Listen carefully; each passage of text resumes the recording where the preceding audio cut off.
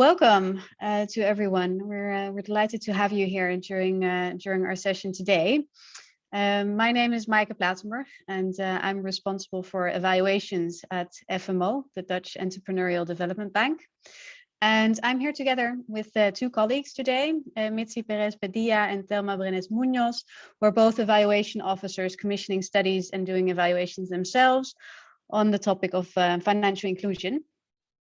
We're here today to talk about the power of evaluations in impact management and measurement, or social performance, as some of you might refer to. We will start with a short introduction, talking about the link between evaluations and impact measurement and management. Then we'll move on to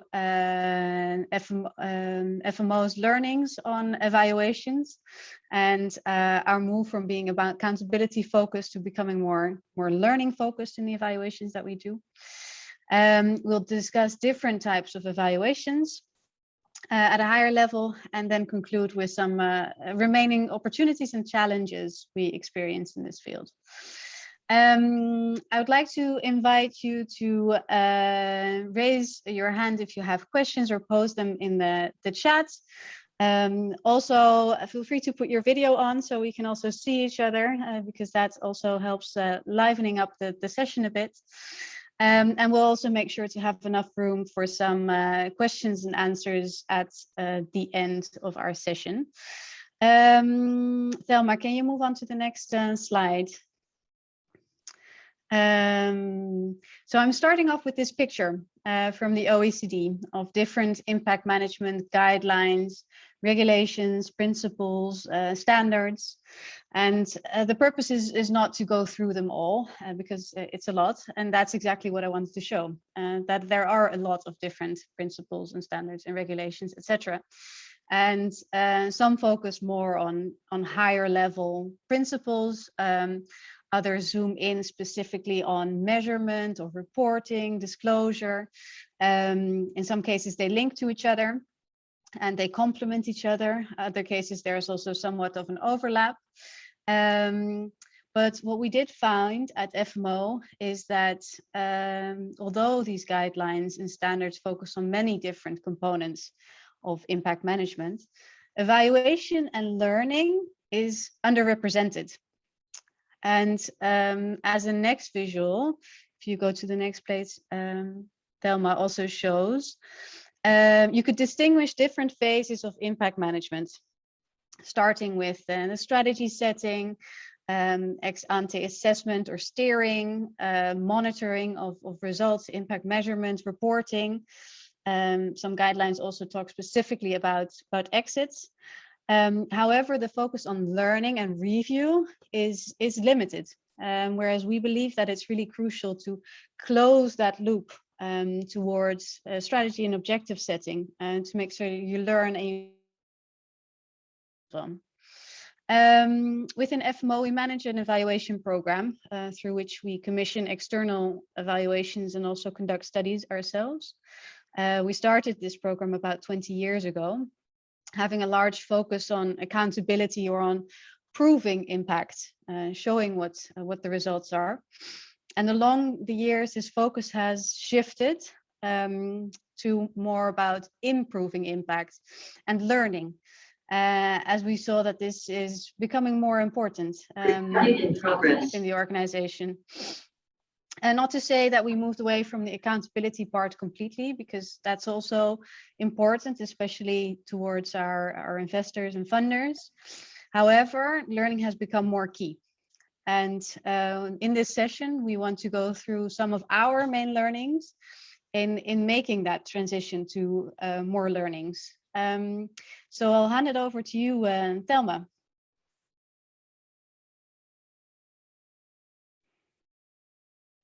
Thank you, Maaike. So as Maaike just explained, we have been doing a lot of changes in FMO to change from accountability to put a lot of focus on learning. Here we have summarized the most useful learnings that are conducive for improving learning from evaluations. We want you to take these 5 learnings home and think about how you can use them or apply them in your work. I will start first with the goal of evaluations, of why we do impact studies, why do we evaluate, and this requires a change in the mindset. So really put in first the learning aspect has a goal, has an objective to the evaluation. And that starts from the person or the team who is scoping and doing the terms of reference for that evaluation, if you give it, if you commission that evaluation externally. So the learning should be an important component from the beginning, and should be also included as a component in the selection of the people who are gonna do this study. Next to that, we should think about the learning as a deliverable, as the final end product of the study.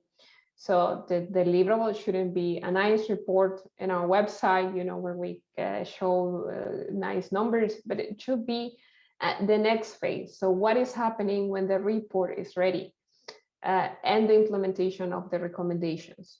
So after the evaluation is done, we typically sit down and sit down with our teams and think about what is it we're going to do and change with the findings of this report. And if you take it one step ahead, you can even think about closing the evaluation process once the changes have been implemented. So it requires more time, more effort, and requires a change of mindset. The second learning that we have implemented, and it pays a lot if you get evaluation topics from the strategy, from the company strategy. Why? Because the strategy is where the business and impact objectives merge. And it's also the roadmap of what the organization wants to achieve. So sourcing evaluation themes from the company strategy significantly improve the relevance of the findings. Think about, for example, the MFI is launching a new product or opening new branches in new regions. So we can think about what is the impact of the new product that we are providing, the new service that we are providing, how we can improve the take-up rate, and what's the impact that that's having on the client. So these are the questions that we are starting to put there in our studies. And what we see is that the results are taken up by relevant teams involving strategic decisions. The next step, so once we have identified those areas where we want to do the study, the big themes, to give you a concrete example, could be fintech, could be women SME, we go into a consultation with stakeholders. So we define the evaluation questions in consultation with the stakeholders. And who are the stakeholders? Well, that depends on where you work. For us, it goes internally first. So thinking about the credit team, the business side, and thinking about what is in for them in this study. What do they want to know about this specific fintech product? And then as investor, we sit down with the client. So what is it the client wants to know about the services that they provide? For the MFI or for the company might be different. So they can think about, for instance, the donors or the investors, so upstream. But also if we're thinking about CPPs, client protection principles, well, we might need to involve the regulator in this case. So these are the kind of process that it requires, you know, a consultation process and ensures that there is buy-in and there is interest once the results come up. The next learning is about the question. So put in the question that we want to answer first and then the methodology. That might seem obvious, but sometimes doesn't happen in reality. And what happens is that typically evaluations, they get fixed to an approach that will restrict the evaluation scope. So to give you an example, in the past, we had 2 evaluation types, like the kind of quasi-experimental studies and ex-post evaluation. And we were trying to select the projects that will fit into those type of methodologies. Now we start and we are putting the question at the forefront and then thinking about how we answer that question. And that means that we sometimes mix and match. So saying we are not only using one approach, but we might use peer review, market research, combined with quantitative approaches. So this is about really thinking about what we want to bring to the organization as learners. And finally is the toolbox. So basically the methodologies that we have available. And there what we have learned is that the most useful is to have the toolbox really wide and really open to new approaches. And Mitzi will talk about the new methodologies that we are using, the new evaluation types that we have been using in the last 2 years. And basically what I said before, try to mix and match. So looking for what is the best approach to answer that question. In this search of new methodologies, what we have done in FMO is that we are now delivering results more quickly. So we move from long-term evaluations that take 3 years up to 1 year to having evaluation results in a period of 3 to 6 months, especially for COVID, that was particularly relevant. And also being able to have stronger conclusions. One example is that we have done thematic evaluations. So we combine multiple investments on fintech or women SME, and we look across investment, what is working and what is not working. And that strengthens our conclusions and also make sure that people feel more comfortable about the findings that we are bringing to the table. So this is about, very short, very quickly, about the 5 key learnings. I'm really curious to hear your questions where we can expand more on these learnings. And now my colleague Mitzi will explain about concrete examples from FMO. Thanks, Thelma. Yes, so as Thelma was mentioning, we have been expanding our toolbox and being quite flexible about it and focusing on the type of research questions we want to answer. So I'm going to walk you through our 4 main types of evaluations that we currently have under this toolbox. And the first one that we have and that I want to talk to you about are the strategic studies. So what is the purpose of these so-called strategic studies? So this type of studies actually, we use them to explore emerging challenges and opportunities out there. So it could be on a certain market, country, product, sector. Hello? Yes. Sorry, can you please? Yeah, thank you. What we focus on these type of studies is really trying to inform our strategy. So we may be interested in entering a new market or a different type of investment. So we do want to be able to tell the organization how can we do it best, and also gather lessons learned from outside of MO in case we don't have particular experience in that topic yet. There are 2 examples that I wanted to mention of strategic studies that we have recently finalized. And one of them is an evidence map, which is basically a literature review of the financial inclusion sector, focusing on a few themes. And we really wanted to learn what do we know and what are the gaps in knowledge out there in this sector? How can we create better impact? And out of this study that we commissioned, a lot of gaps were highlighted that have helped us shape our current recent agenda. For example, some emerging topics, there's still not a lot of rigorous evidence out there, such as a few of the fintech themes that Thelma was mentioning earlier. And the other study that is also of high strategic relevance to FMO is a study where we wanted to know how can FMO be more successful in investing in fragile and conflicted affected states? And this is, again, one of our key topics for strategy. So what we asked the consultants to do was to provide recommendations to us on how we could increase our effectiveness, how can we do more of this type of investments, for example, by doing conflict sensibility analysis, how will the investment interact in that specific context, and or expand due diligence efforts in certain areas. And what we have done with this study specifically is it has been discussed internally very much, and it has been taken now into account for the development of our future strategy on this topic. So we try to, with this type of studies, we really try to close that learning gap that we may have and inform our current and future strategy, both on impact strategy, but also our business strategy.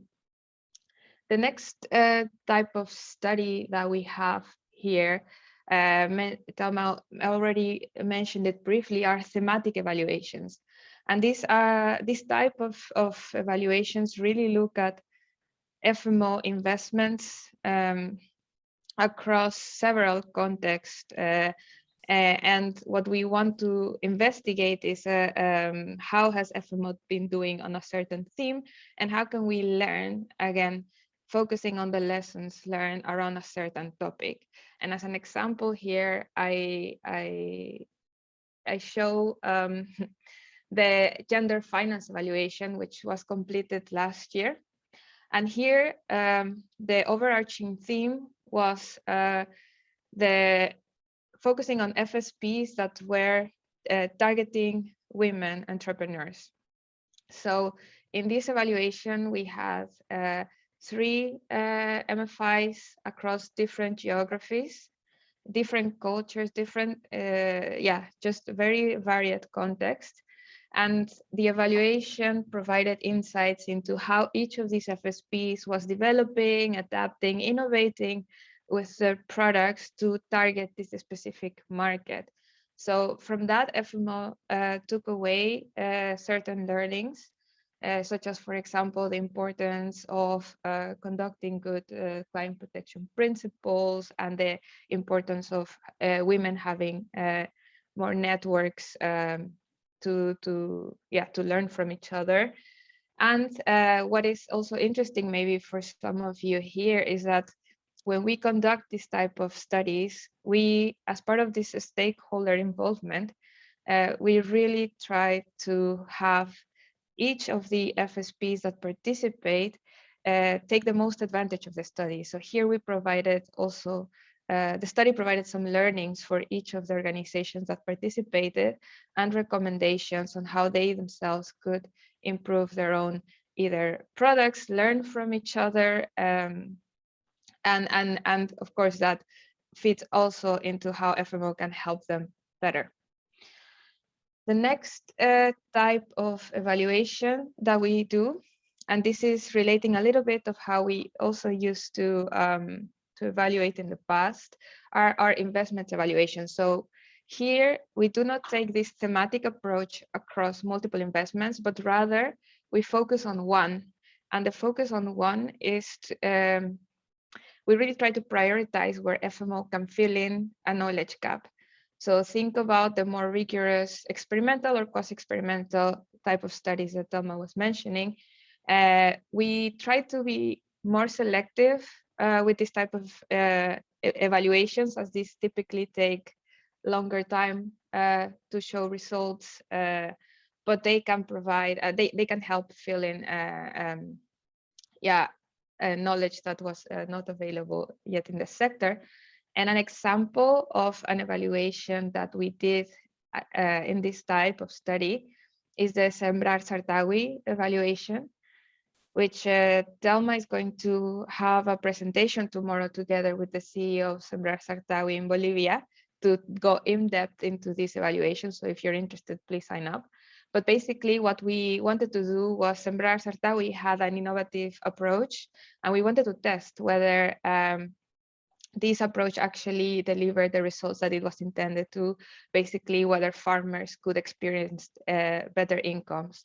And the approach that they had combined technical assistance, a loan, and market access. And the evaluation shows that actually this was quite a successful product, and it helped increase awareness of how this type of bundled products and services can help farmers.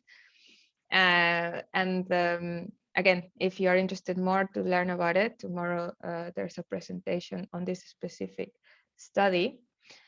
And there is one more type of evaluation that we wanted to mention, which is, we call them corporate evaluations, and this really focus more at FMO as an organization. So it cuts across, it often cuts across different sectors, and it focuses along a strategic theme of FMO. The analysis is done at a portfolio level. A recent example that we have from this year is we did an evaluation on how FMO contributes to SDG 10, which is reduced inequalities. And here we looked at the performance on our own targets on this specific SDG across all our sectors. We also try to bring in knowledge from what's happening in the world around inequalities. Where can we contribute more? What type of inequalities are faced in each region, country? And some of the recommendations that come out of this type of evaluation are focused on FMO strategy, but also on broader topics like ENS, impact management. Yeah, we highlighted some gaps on our data collection or data quality system. So this one is quite a higher level. It doesn't look deep into development impact results at the end beneficiary. And with these, I conclude the 4 types that we currently have on our toolbox. And of course, we keep learning. So this is how we are now, but we are curious to hear also if you have other approaches, other ways of learning, other ways of evaluating your impact. And now I hand over back to Mike, maybe to talk to also about what are the challenges and opportunities when conducting evaluations. Thanks, thanks, Mitzi. Finalizing our presentation, this last slide, I want to touch upon some of the remaining challenges and opportunities. And on the challenging side, you'll see that the cost component is mentioned. Studies are often costly, and especially the more rigorous impact studies that Mitzi also referred to specifically for one investment. And therefore, we think partnerships are key. Another challenge is also the importance of commitment to implement the findings. We as the evaluations team are not responsible for following up, but in order for an evaluation to be effective, in our view, it is really important that it is being followed up. So that's always a continuous, ongoing discussion within the organization. Updating the toolbox is another thing that we mentioned here. Important to keep up to date in terms of new methodologies that we can apply in our studies. And finally, data. We aim to make use of the existing data within the organization as much as possible. Not to duplicate also what is already there, but the relevance of the data and reliability can be a challenge. And that also translates itself then into an opportunity, because being connected to, as an evaluation team, to investments at the start gives an opportunity to collect relevant data and to improve social performance measurement. I also believe that partnerships is an opportunity. Working together on evaluations is a way to increase learning, as you can learn from each other as well, and increase efficiency and decrease cost if you split those costs as well. There's a huge opportunity also in helping shape strategy with more strategic studies, as both Thelma and Mitzi touched upon earlier as well. And finally, perhaps the key is the opportunity of improving impact rather than solely focusing on proving impact is the key opportunity actually that we wanted to highlight here with you today. And with that, I would like to close the part of the presentation and open up for any questions that there might be. So please do either raise your hand or put in the chat any questions that you might have. I see a question coming in here from Patricia. Super interesting, Mitzi, regarding corporate evaluations. Are you working with existing data or do you collect additional data? I think I answered already in the chat. So sorry. no problem. Corporate evaluations, we typically use the data that is already in our systems. So that's typically portfolio data or already impact indicators that were collected during monitoring. Yeah, so for that one, it's not that heavy on the data collection. Maybe for just to add to that, to the other ones, for the strategic and the thematics, we try to combine. So we try to use business data that the companies have available, but depending on the question, if there is specific questions about the end borrowers and beneficiaries, yes, we are open and we collect data, primary data from end borrowers. I also see a question here. Can we talk about the theory of change in microfinance evaluation? Can you maybe specify that a bit more? What specifically would you like to ask, Marie-Clémence?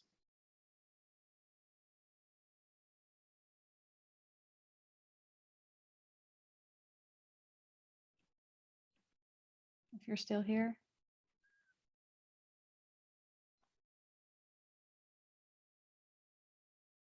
Or maybe later. Any other questions?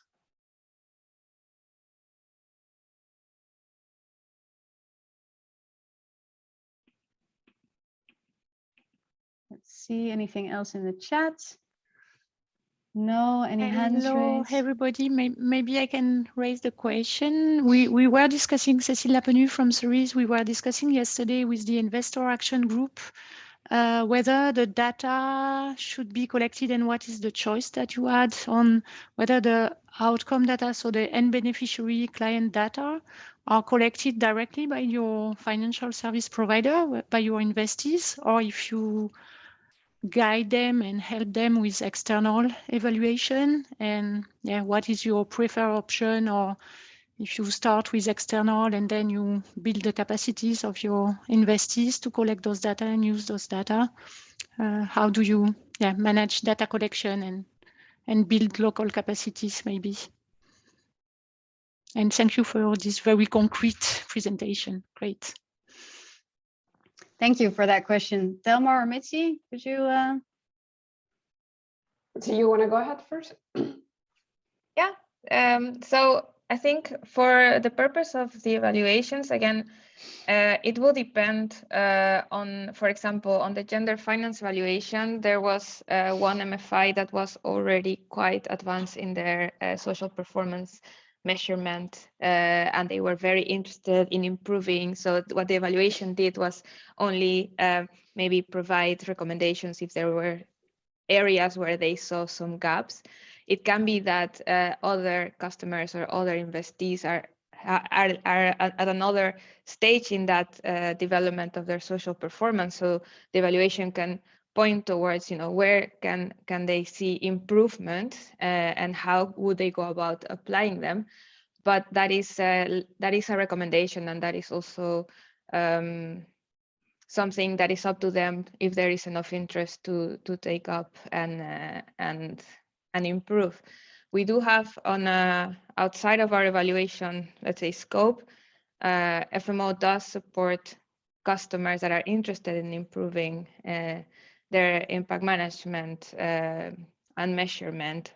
For example, by I don't know, trying out this more agile type of survey, data collection on end beneficiaries. So we do provide some of that support. But again, I think it depends on the FSP's interest and proactivity on it. I don't know if you want to add something, Thelma. Yeah, no, I think it also depends on the questions. I mean, for fragile estate, for instance, we stay like more at the level of the investments and what kind of FMO learn from investments in fragile estates. But for example, women, SME, fintech, they really lend to these questions lend themselves to really collect data from the end borrowers if needed. And I think what we have learned also that we do often collect and beneficiary data, and that helps us to validate with the company their own data, right?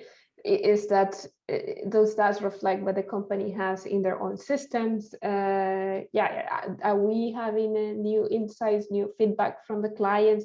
How can they then include those questions into their own system? So it brings another type of conversation. And I think it's useful, not always, like I mentioned, depends on the question, but yes.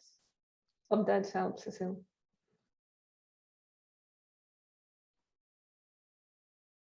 You're on mute, Micah. Yes, thank you. I think we have already filled the time that we have until 11:45. So I'd like to thank everyone for attending. And if you have any remaining questions, do feel free to reach out to either one of us. And thanks again.